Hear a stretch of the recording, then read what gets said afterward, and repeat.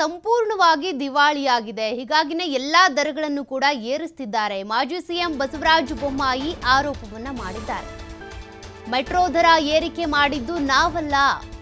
ಇಲ್ಲಿ ಈಗ ಸರ್ಕಾರ ಎಲ್ಲಾ ದರಗಳನ್ನು ಏರಿಕೆ ಮಾಡ್ತಾ ಇದೆ. ಯಾಕೆಂದ್ರೆ ರಾಜ್ಯ ಸರ್ಕಾರ ದಿವಾಳಿ ಆಗ್ಬಿಟ್ಟಿದೆ. ಹಾಗಾಗಿ ಜನರ ಮೇಲೆ ಹೊರೆ ಹೊರಿಸ್ತಾ ಇದ್ದಾರೆ ಅಂತ ಸಂಸದ ಬಸವರಾಜ ಬೊಮ್ಮಾಯಿ ಅವರು ಆರೋಪ ಮಾಡಿದ್ದಾರೆ. ದರ ನಿಗದಿ ಮಾಡುವ ಒಂದು ಸಮಿತಿ ಇದೆ.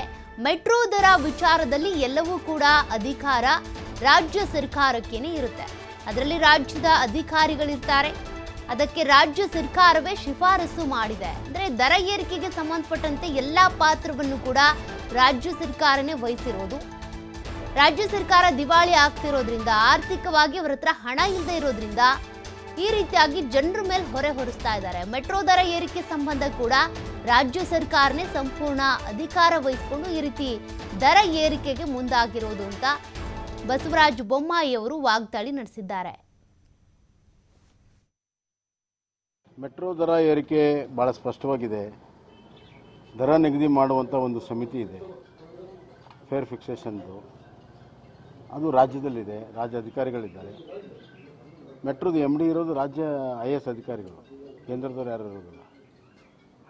ಮತ್ತು ಮುಖ್ಯಮಂತ್ರಿಗಳು ದರ ಇಳಿಸಿ ಅಂತಂದು ನಿರ್ದೇಶನ ಕೊಟ್ಟಿದ್ದು ಅದೇ ಸಾಕ್ಷಿ ರಾಜ್ಯ ಸರ್ಕಾರದಲ್ಲಿದೆ ಅಂತ.